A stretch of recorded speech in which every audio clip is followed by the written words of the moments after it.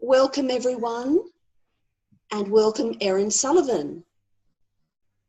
Erin will be presenting a Zoom meeting today on the Grand Cross and T-square developmental tension. Drawing upon her major configurations, complex patterns, materials, Erin will focus on the Grand Cross and T-square. These are great because they cover all the modes, the modus operandi, the way you operate in life, cardinal, fixed, and mutable, and not the trines, which are made up of the same element.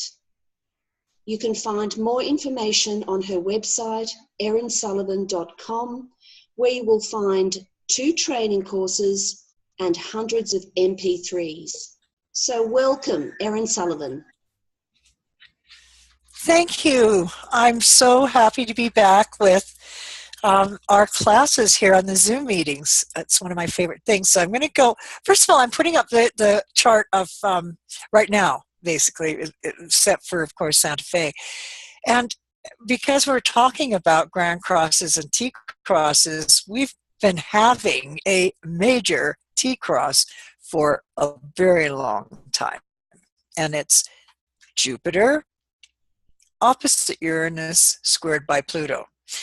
Now, I think I talked last time about the evolution of the Uranus-Pluto conjunction from the 1966 period, the mark, let's say, of the actual 60s, the famous 60s, which are now 50 years old, which is in fact how long it takes the Uranus-Pluto conjunction to form a first quarter square.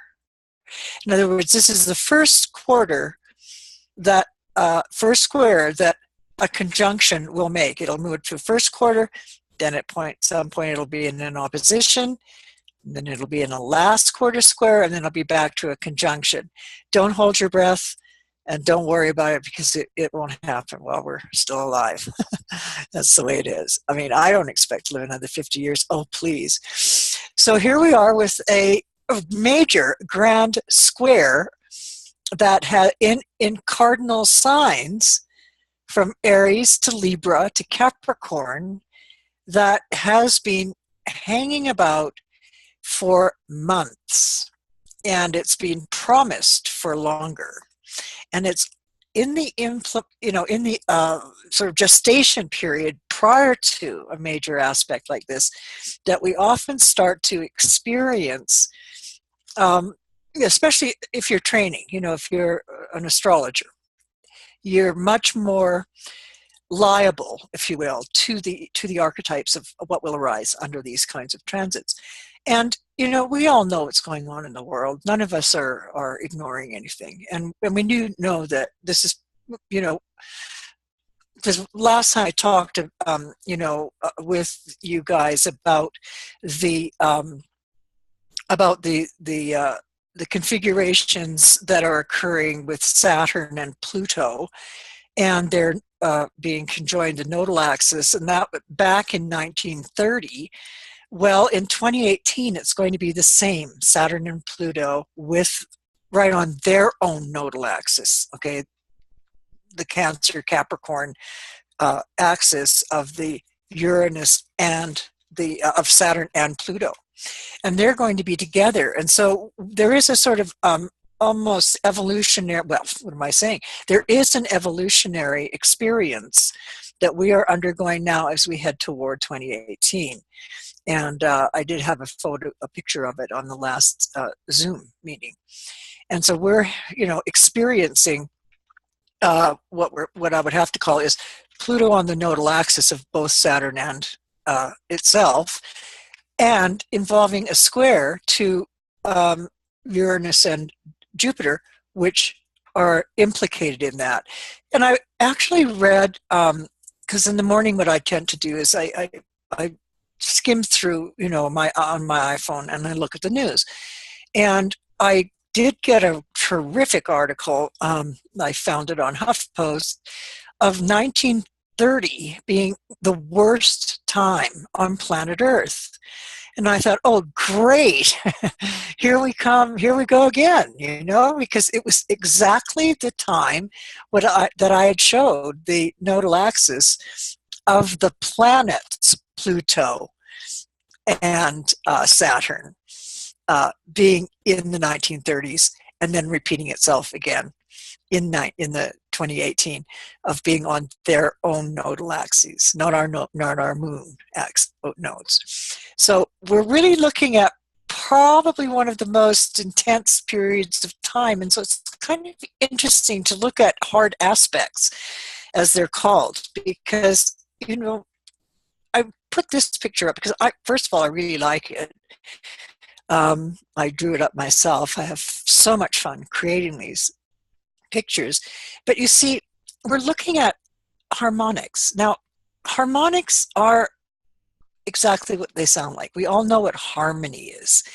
And it goes back to the old Pythagorean school of mystery, where the harmonics were considered to be the music of the spheres that we could hear if we were very, very clear and high and in place. We could hear the sound of various aspects, and the sound of a square versus a sound of a trine would have more of a what would be called cacophony in Greek, as opposed to symphony.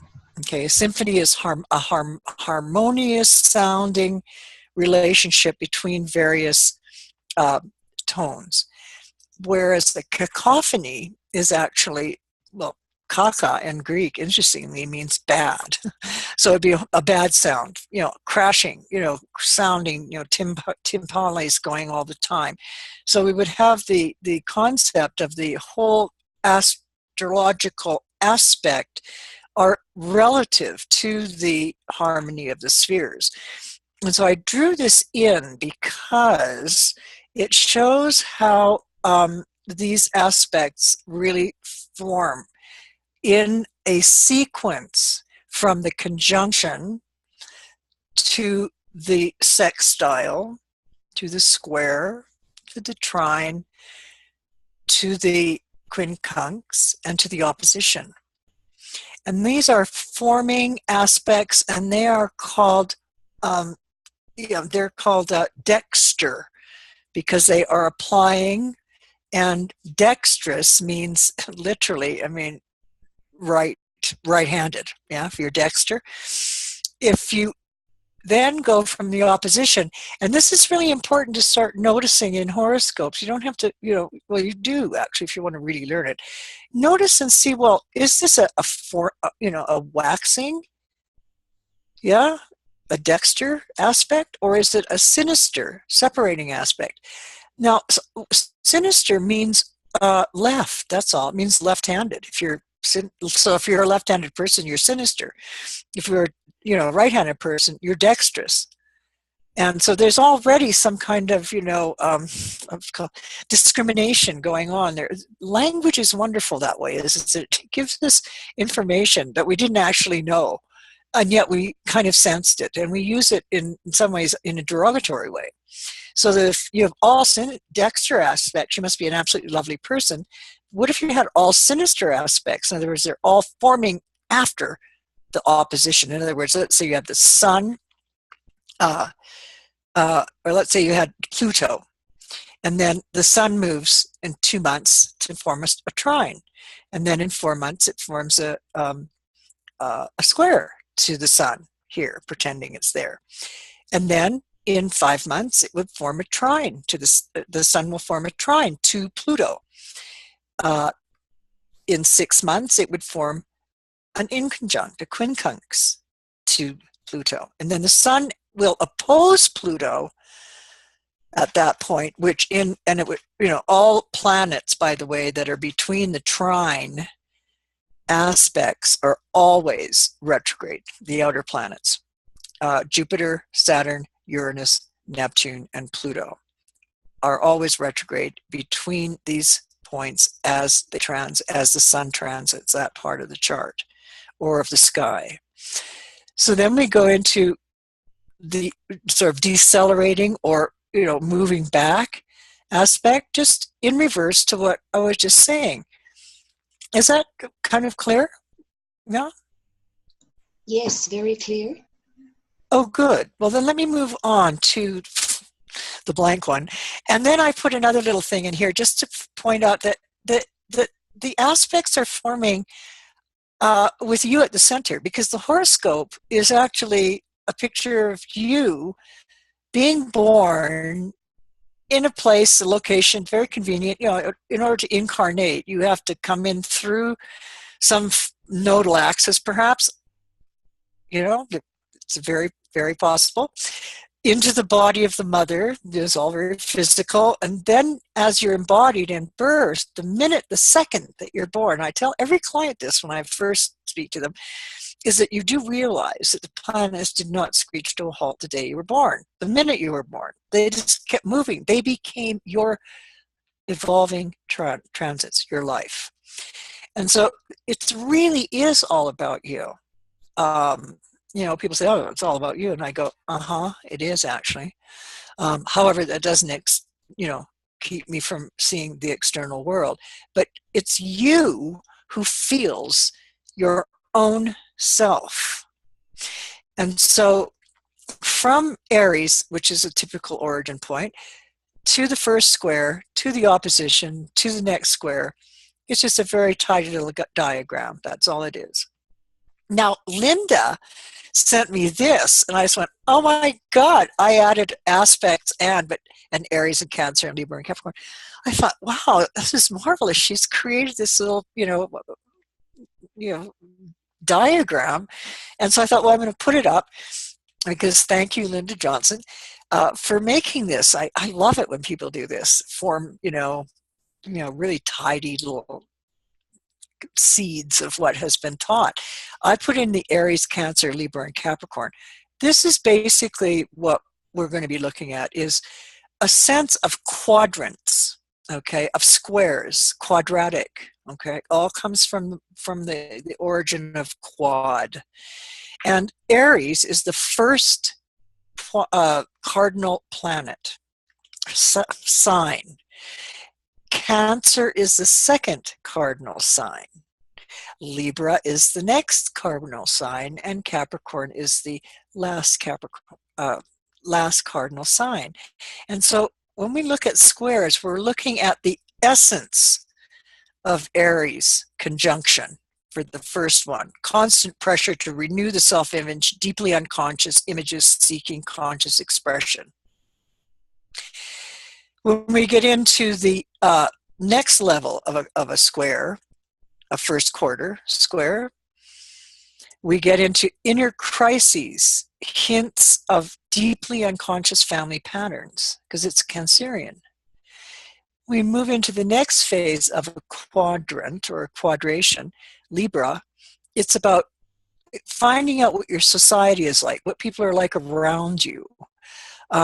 And it's the opposition. It's the position where there's a confrontation. Literally, I'm here, you're there. If we go like this, you're talking, I'm talking. And when we have that going on, we have a very clear sight of each other. I got a good sight. The square, you don't. It's like, oh my God, something's going on over here and it's really weird and I don't know what it is. And if you're kind of a paranoid person, you get really spooked. But if you're, excited person, then you go, oh, goody, something I don't know is about to this way come. So the social experimental quadrant, 3, Libra, up to the tops, Capricorn, is confrontation with external conditions, which act as a mirror for inner needs and alert one to inner polarities.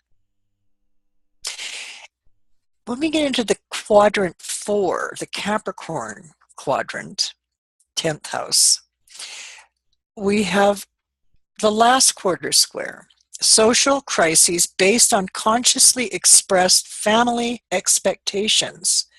Now that's interesting, isn't it? But if you just feel these feelings, with Aries as being a conjunction, as an experience, Cancer as being a creative development, a square tension, first quarter, inner crises, hints of deeply unconscious family patterns.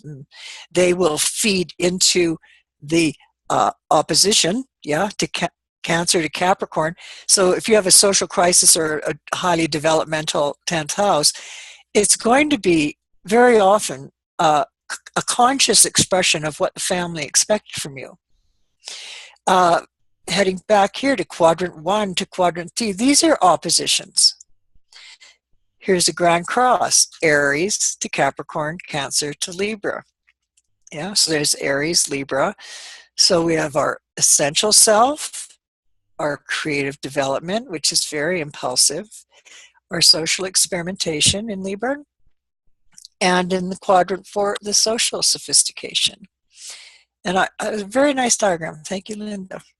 Oh, I put these in here just to say, there are other forms of grand configurations and complex patterns.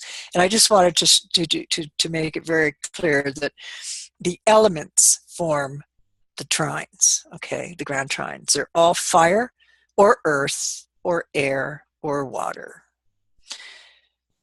But what we're talking about today, and I squished this down just to let you know that I do in my course the whole lot of complex aspects.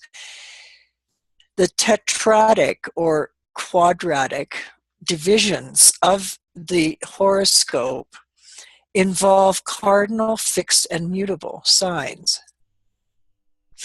because they all are in opposition and square to each other. And the cardinal signs involve this primal origin, very primitive as it evolves toward Capricorn, a social expression from Aries. But it has to do with our instinctive creative thrust. So all the cardinal signs are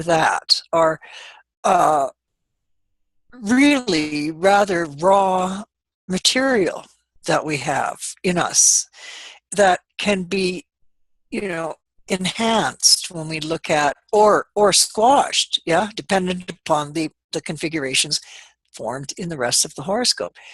The fixed crosses involve the establishment of ego and identity. Now, ego has been very badly treated for centuries. The word ego is simply Latin, a Latin word that says I am. Yeah, so if you want to, let's say you're an ancient Roman and somebody says, "Are you here?" I would go, "Ego sum."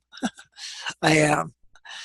And that's all it is. I am nothing. I am it. I am everything. It's just I am. So fixed signs involve the establishment of the ego, and that is about both the horoscope and its intention and its tests and its gifts, and also your environment in which you grew up.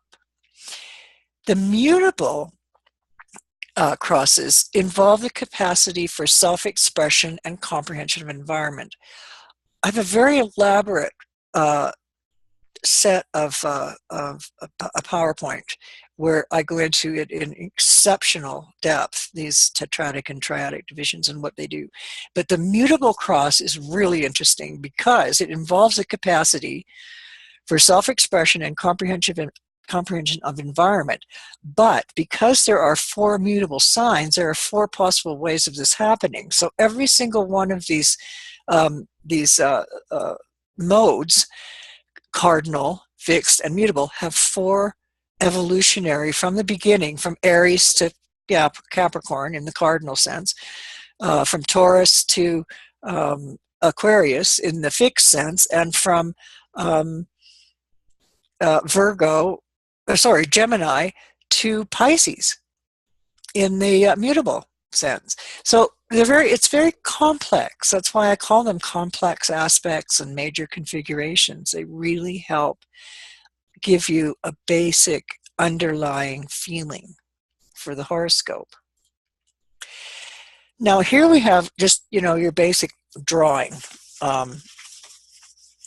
And by the way, it's perfectly acceptable if you want to ask something when I'm talking to do so, to just sort of, put up your figurative or literal hand. But the tetradic or quadratic are modes. And the modes are, as it was introduced, means modus operandi. What's your MO? You know, it's like a crime scene. I am a Scorpio. I have somehow a rather light crime. I just watched one of the most amazing television things on. It's how I come down from my work, and it's called Rectify, and it's on Netflix, because I don't watch television. I don't have TV on my TV. I just have the Mac box and all the things I can watch. Gaia and, you know, and Smithsonian Institute, which is really interesting. That 3-minute sort of show of all the most amazing sort of landscapes you see in the world and things like that. And they're entertaining, and they help me just sort of kind of relax. And sort of my drug of choice. But you see here, what I was just saying is there's only 3 of these, whereas you notice in the earlier picture where I threw up the grand trines, there are 4 of them, but that's because they're based on elements. And there are 4 elements: earth, air, fire, water.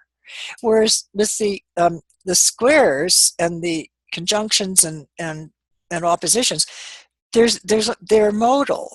It's how do we behave? In what fashion do we bring ourselves out into hard copy? Yeah, because the reason I use the word developmental potential is, one, because Noel Till first used it. I mean, credit where credit is due, and I just love that description. Developmental tension. Wow, is that ever a creative way of thinking? And it's sort of like if you look around, unless you're Buckminster Fuller and you've created a dodecahedron, dome. You basically have a house that's built on squares. I mean, if you didn't have a meeting place in every corner of your house, it would collapse. And so we have to say, okay, partly the squares and the oppositions and the tensions of those actually keep me upright. And let's just see what we've got next. All right, now we get into more descriptive. Now, all right, so I'm looking at the T-squares. I'm going to go into these more deeply than my introduction. And that is that a cardinal T-square is a partial T-cross.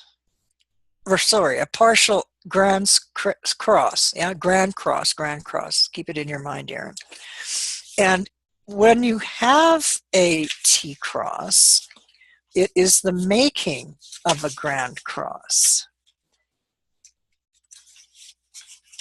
I'm finding it very difficult to understand why I don't have a picture of the grand crosses. I told you, this Venus retrograde is really a drag. I'm going to blame it on that. Oh, well.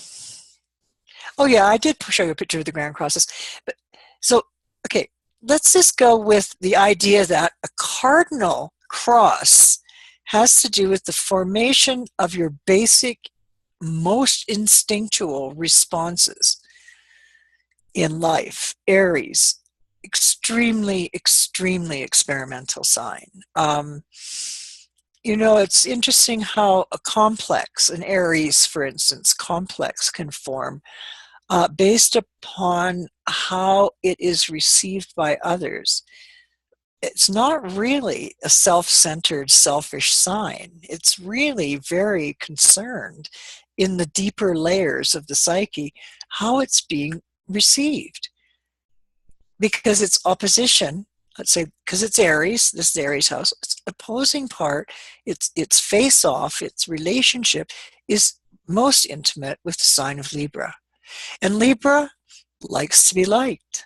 It's an important function in ourselves, in our psyche, to say, I really like it when people like me. And I want to be loved and appreciated.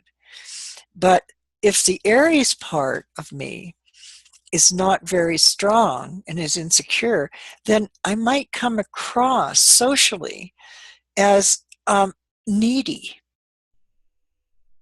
And I think we understand that, just leaving it that. If it's a T-square, then what we're getting is a kind of oomph, bang. And it would be, it could be from, Aries, Cancer, Libra, or it could be Aries, Capricorn, Cancer, or it could be Libra, Aries. It could be any combination, because otherwise we'd get too complicated in this particular talk. So if we have something that's abutting this clear-cut conversation that's taking place in the cardinal T-squares, who am I, what am I doing, I exist, now what do I do? That's what cardinality is about. It's about just simply being alive. Aries, Cancer, Libra, Capricorn. Very important signs, and also the houses they rule. Aries rules the first, Cancer rules the second, Libra rules the seventh, Cancer rules the fourth, Libra rules the seventh, and Capricorn the 10th. So I put little sort of important signatures up here because when you have a T-square in your chart, you will be experiencing what I would call the empty leg. But it's not empty for long, because every month the moon is going to come in and trigger that whole thing off into a grand cross. And every year the sun, and every so often a major configuration of one of the planets outside the boundary of our Earth, in other words, Mars, Jupiter, Saturn, Uranus, Neptune, or Pluto. As we go further out, of course, into the solar system, the longer they stay. So, a person who is having, who has say a cardinal T-square and an empty leg, which it always is if it's a T-square, then the planet that's coming into zone, and I would give it, if it's an outer planet, it's a good, you can feel it arriving, if you will, probably about 10 degrees as it starts to move towards exactitude. I actually like exactitude because I see it as being like a seeding, a gestation and a pregnancy and a birthing as it passes away. And every single outer planet, Uranus, Neptune, and Pluto, Pluto is actually now elongating on its axis, so therefore it is spending longer and longer against the backdrop of the zodiac. So it doesn't have the same tidy little, pattern with Uranus, Neptune that I grew up with in astrology, from the 60s to now, because this is when we start getting a really, really distorted Pluto transit. But for now, let's just say that Uranus and Neptune definitely make 3 passes over a period of 18 months. It will go to, so let's say it's 3 degrees Aries. So Uranus went to 3 Aries, stationed retrograde, went direct, went back over 3 Aries, stationed retrograde, stations direct at 3 Aries. That's 3 passes. And that is the pattern of retrograde planets. It's just absolutely stunning. I mean, when I found that out, I completely freaked out and went out from my flat in London and walked up and down King's Road and said, I don't know, what am I supposed to do with this? I literally prayed, what do I do with this information? And thus was born retrograde planets. But you see, when you have anything triggering these grand crosses, even if it's like every month, like if you have a T-square, every single month the moon is going to hit it 4 times, right? So that in your first year of life, it establishes a birth pattern in responses. That's something I teach in the class on evolutionary, how we grow as an evolutionary creature in our current life, by the way.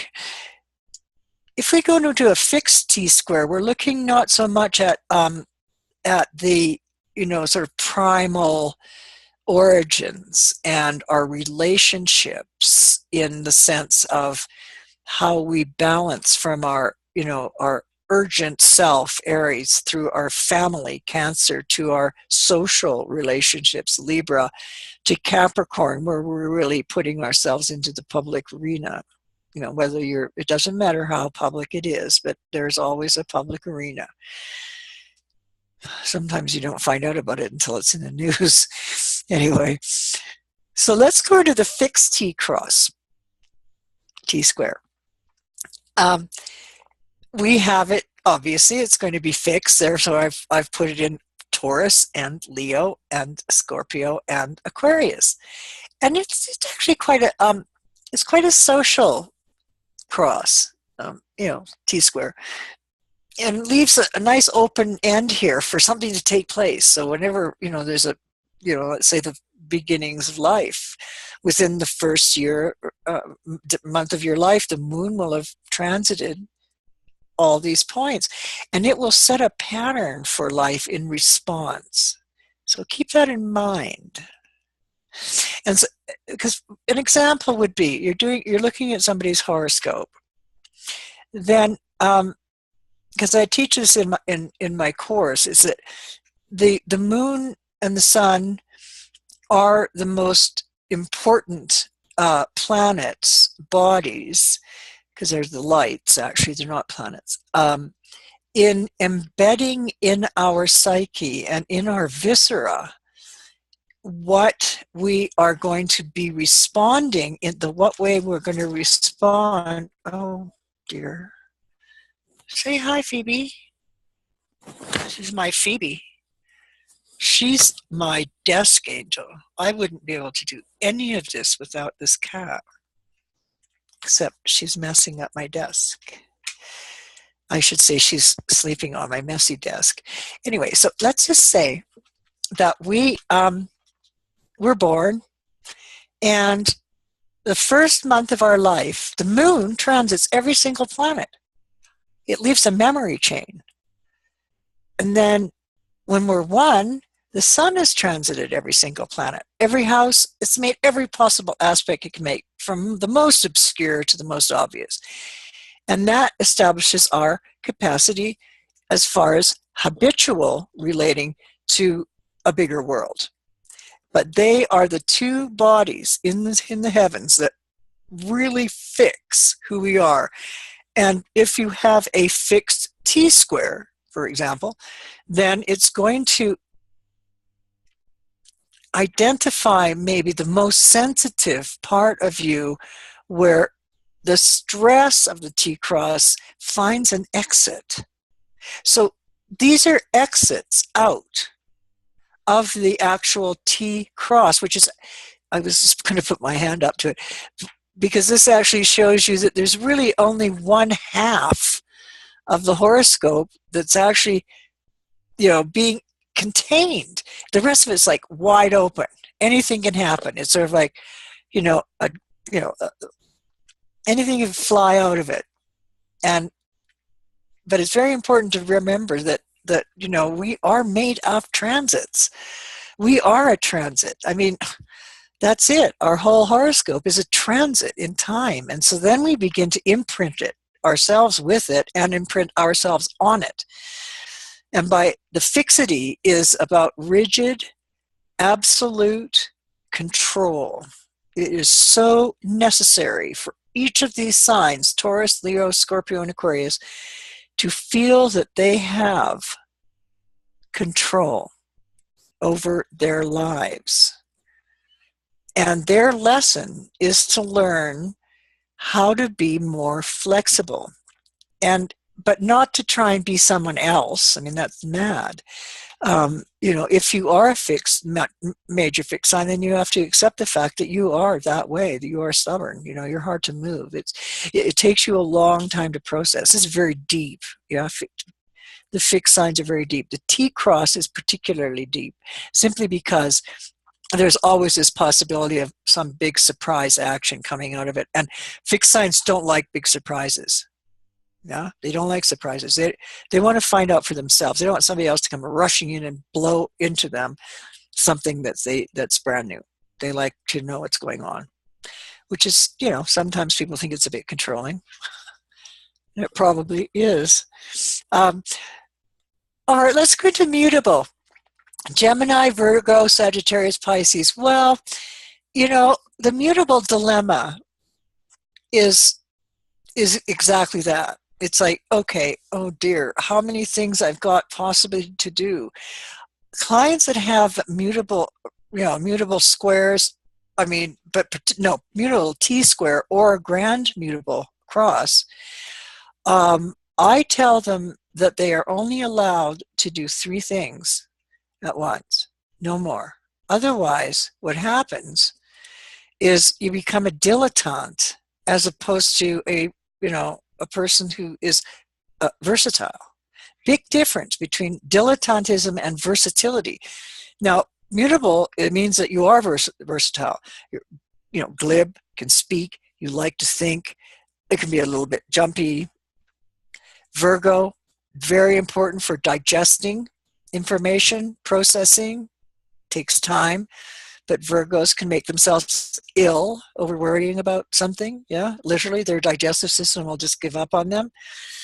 Sagittarius, obviously, just get on a plane, go somewhere, if it's bothering you.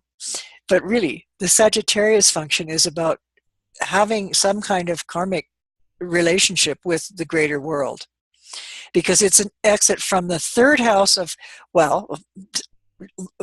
short distance travel, or Gemini communication on the earliest levels of learning. So whatever you're fed as a Gemini, if you have a T-cross, T-square, then whatever you're fed as far as food of the mind will actually stick with you forever. And these cardinal, fixed, and mutable cycles, there are really important what I would call diagnoses and prescription for them. Yeah, because the problem a lot of times with astrology is people, particularly sort of early learners and so on, they prescribe, diagnose. There's a lot of diagnosis going on. You're like this. You're like, this is going to happen. But to go deeper, you have to be able to prescribe and to say, well, here would be a solution to the problem that you're experiencing as a person who is all over the place and never getting anything done to your satisfaction. Because, Gemini, Virgo, Sagittarius, and Pisces people, if they have a difficulty with the mutable dilemma, which is, doing too many things at one time, never feeling that they've quite, accomplished in a solid way, like say a fixed square, which really does do solid work. And a cardinal always opens new doors, always. But the mutable can just be all over the place. And it's very disappointing for them, and it's very important for me, you, anyone, to say, well, look, all right, I can understand why that you like to, play, music, and that you're really good at painting, and you're, also love sports and all sorts of activities. But you really, really honestly, if you're trying to do something really well, try focus somewhere in on any of your fixed planets. And I described, I don't just say fixed planets, but don't become a dilettante, because every time month of your birth, the moon triggers off this response mechanism that you can do anything, all the time, all the stuff. And that's not true. So the baby, by the time it's 1 month old, is already hooked into this business of being all over the place. By the first year of life, it's really hooked into it, because it's made it for solar transits over the whole scenario. And so this is where all the information lies, is in the empty facet of the cross. Let me just move on. I think I've got. Does anybody have any questions? Can we go there for a sec? Yes, Erin, I have a question. Please. Could you please tell us the explain the importance of the angles? Why are they so important? You mean like the ascendant, IC, descendant, and MC. MC? Okay. Yes. Yeah, well, that's the natural square. If you're born at the equator, it's always like this. Yeah, the equator is exactly 180, and so therefore, you know, based upon the mathematics and the trigonometry that goes into setting up a horoscope and knowing what longitude and latitude does, if you, for example, in relocation, this is all leading up to your question. If you are looking at a relocation, if a person is just wanting to move up and down the meridian, it's not going to change very much. The only thing that's going to change is the ascendant based upon latitude. Yeah. So because the sun's rays, as it hits the earth, because that's what this is you in the middle or on earth, the sun's rays hitting at the equator are dead on. But then let's say we get up to Vancouver, British Columbia, it's 48 degrees north. So the sun's ray is hitting at an angle of 48 degrees this way towards the North Pole. And in the southern hemisphere, it works exactly the same way. So that the angles of the horoscope aren't square unless you're born at the equator. Okay? But the importance of them is the ascendant actually does mark what is called the catarct, which is the moment in time in which a very important experience occurs. It is the ideal moment in time. And so the ascendant has to do with, your externalization of self into the world, how you receive the world, how it treats you. The fourth house, this whole horizon is about the horizon. Let's just say you were born and standing in the middle and looking due east at the time of your birth. You would be seeing extending it out into space eternally. It intersects the zodiacal sign that we put on the ascendant. I mean, there's no ascendant there. I mean, it's just the horizon as it extends itself and intersects out there in space somewhere really far away, the tropical zodiac in our case as Western astrologers. And then if you were standing as you were born looking due east or west, it would extend the line, the horizon would send itself out, and it would be hitting, obviously, the very opposite point. And so that's why we have, the signs. And these are intermediate houses. They're always a bit problematic because they're actually mathematical hallucinations. Sort of monks in the dark night, never even looking at the sky, calculate them based upon, various logarithms and so on. So that's why there's always an argument about houses. But they're real. I mean, they work. I use Placidus. But the angles are the cross of life. This is where you're sort of, to use a kind of a Christian metaphor, that's where you're hanging. You're nailed to this one. And this is how you have to live it out. And you live it out through the grand cross that is inherent in, let's say, an equal house system, if people do that, and they do. I use equal houses if there's no known time. I don't even dream of rectifying it. It's just ridiculous for me to consider. I don't think any of these methodologies are particularly useful to me. I'd much rather, because the thing that speaks more loudly than anything is the aspect, because the aspect literally means looking at. And aspects don't change much over a 24-hour period, except for the moon by 13 degrees. And you can live with that. But if you don't know a birth time, you do what's called a solar chart, putting the sun on the ascendant, and it will just give you, fixed houses like this. I mean, because this is very unrealistic. I mean, a real horoscope that people born anywhere sort of above 30 degrees north or south of the equator is going to have some angularity involved. It's just different. Did that help, or Oh, yes, yes. Thank you very much. That was actually very clear. Thank you very much. oh, good. Okay.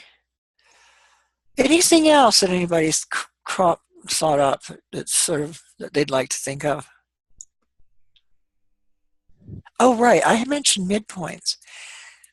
Now, if you have a planet here and a planet here, okay, and they are exactly degree, minute, and second, the same degree, you're going to have a midpoint, and it's going to be on both sides. It's very strange. Let's say that one of them is 2 degrees of, in this case, Aries, and here we have 3 degrees of Libra. The closest meeting point is going to be in, see, 2 to 3. Well, that would mean that it would be in Capricorn, the midpoint. So I use midpoints as if they were conjunctions. They're very, very powerful. And I don't look at all the midpoints. I use my IO solar program, my IO program from for Mac, and they have a midpoint sort. I use a 360-degree midpoint sort. I do look at it, and I run down the list, and I see if there are any planets, because it has the planet, the natal planet, and then all the midpoints in between in like light, smaller print. I just make a note on the horoscope, because I do a lot of handwork on the picture of the horoscope before a chart. I make a note of if there are any midpoints at planets on the planet that are in the natal chart. For example, everyone in this class has a Pluto sextile Neptune, or Neptune sextile Pluto. Well, that's because it's been going on for about 120 years. However, now that Pluto, because they've been moving around the same rate, about about 14 years in a sign. But Pluto's starting to elongate. It's spending much more time, so it's separating. And by 2035, this Neptune-Pluto generational stamp is going to be gone. So, having said that, why I said it is because if wherever you have your Neptune and Pluto configuration, whether it's from mine Pluto and Leo, Neptune and Libra, the next is Pluto and Virgo, Neptune and Scorpio, and on and on. In the between those two, there will be a midpoint that will describe your role in the generational circumstances that are going on. Make sense? Check it out. And it's always the midpoint.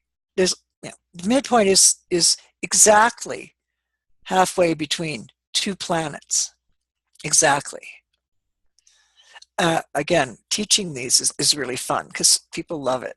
They don't get it at first, but it doesn't take long. You can't even read this. It's so annoying, but I did want to put it on because this is so funky. I wrote this by hand sometime years ago, but it's another way of looking at the evolution from conjunction to opposition and opposition back to conjunction. And I'm going to have to get this properly typed up, but the aspects are... Erin? Yeah? What? This is the one that I used to type up the diagram that you showed earlier. That's what I thought. Yeah. I recognized. You're brilliant. Thank you. Oh, no worries. And also, we have about 10 minutes left. Okay, then let's quickly move on fast now. Okay, hang on. Let me just make sure I'm going to get everything done. You don't need this. Would you be interested in... I've got a couple of... I'm going to give you 2 examples quickly, and then that will be it. Now, this comes out of my course, okay? And there's a self-realization circuit, which is cardinal, and then there's fixed and mutable. And this is a mutable.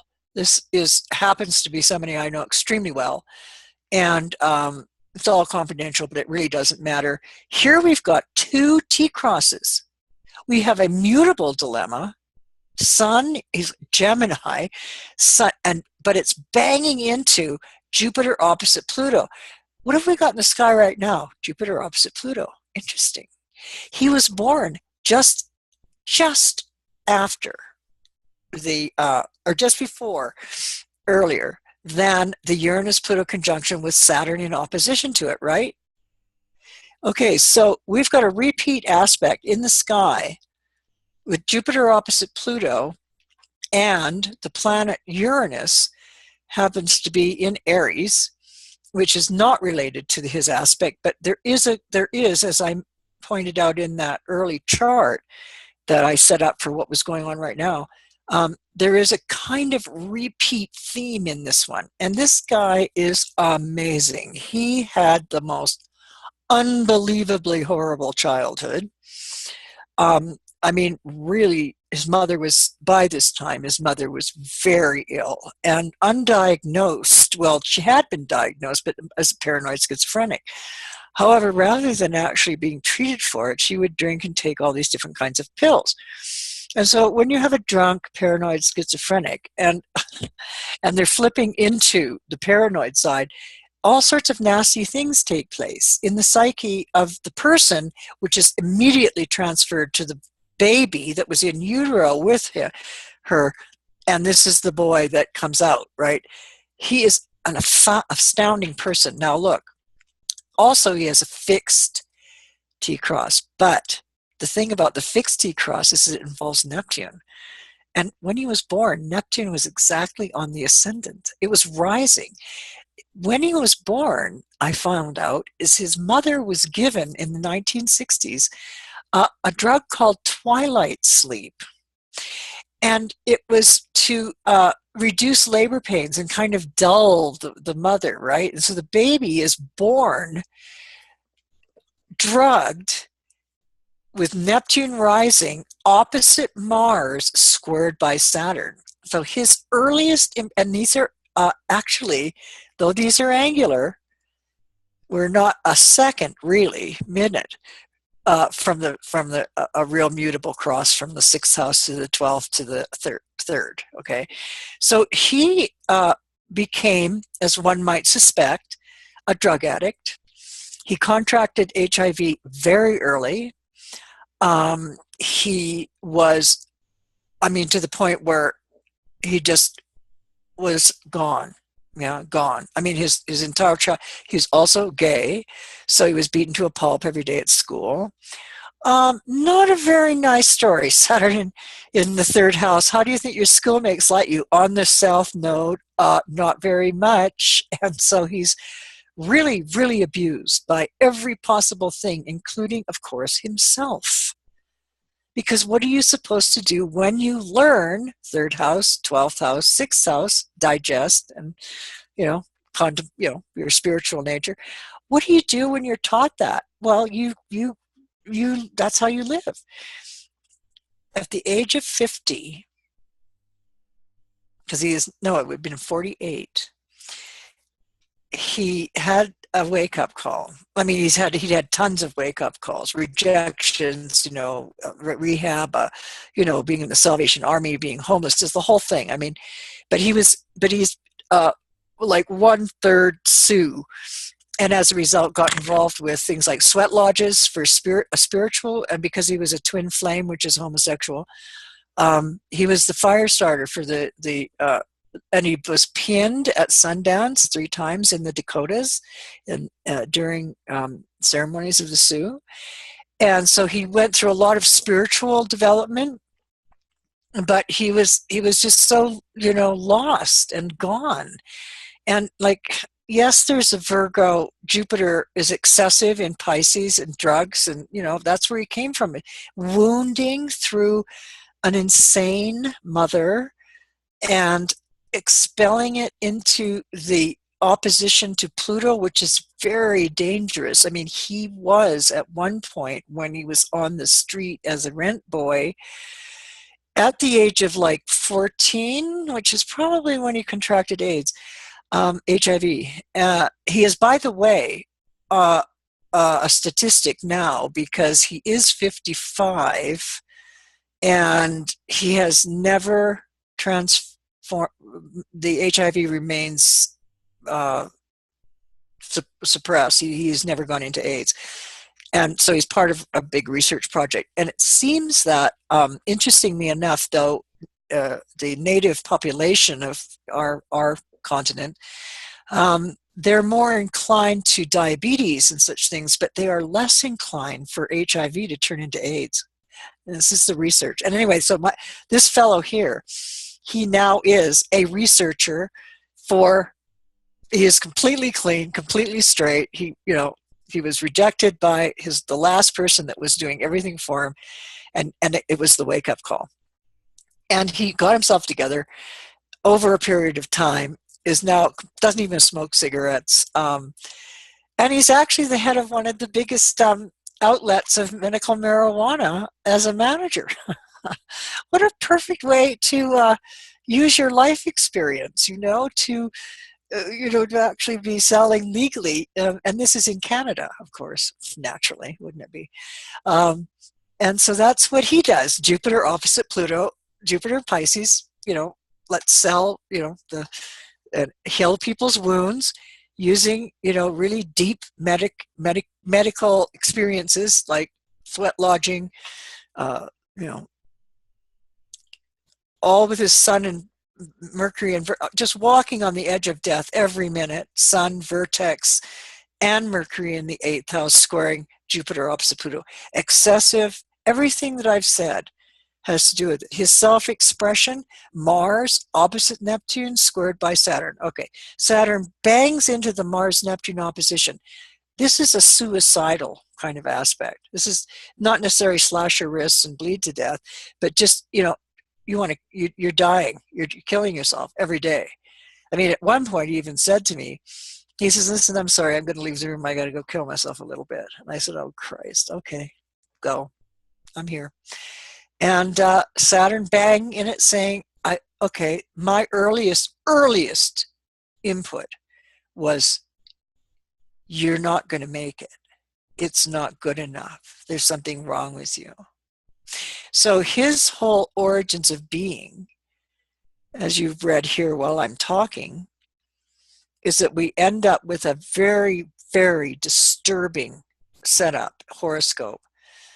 But it has an excellent ending, and that is that this is one person who is an example who survived. And he survived a mutable dilemma and a fixed, addiction.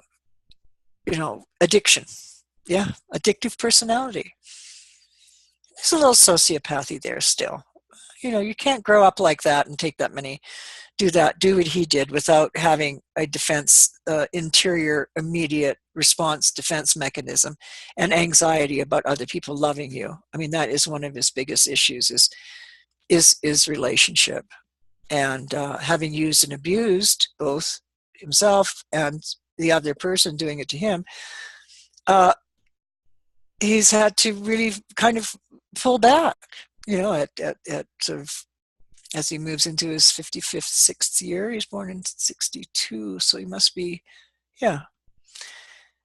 So there's my example of a success story of someone who couldn't have more difficult, challenging patterns, and being born with his mother screaming. In fact, she was screaming, the doctor said, saying that the doctor was the devil. I mean, this is a hallucinatory drug, this stuff called twilight sleep. It was very popular in the 60s. And so he was like born with the mothers thinking that the devil was giving birth. Yeah. And it's all like locked into his psyche, this dark, dark Neptune. And sextile to Pluto, which I think is a bonus, and trine to Jupiter. So the spiritual side comes in. Jupiter is religion and Neptune is spiritual. So he had those places to go. And also just sheer will, bloody-mindedness. Mars and Taurus, please. I mean, if they're going to do something, they're going to do it. From hell or high water, they're going to do it. Well, thank you. Okay, thank you for that great example. Oh, I thought it would be a good one. I had choice. I like this one. Yeah, it's fantastic. Erin, could you please click on stop share at the top of the screen? Should be at the top or the bottom. Well, it's not at the top. Bottom? I can put it to the top. Pause share. Stop share. Shh. No. All Wait a right. minute. There's more. Wait. Audio option. Oh, great. Video. It's okay. It's okay. I did it from my controls here. So, well, I can stop share. Should I put stop share? Is it red? Yes, stop share. That's it. Got it. Great. Thank you.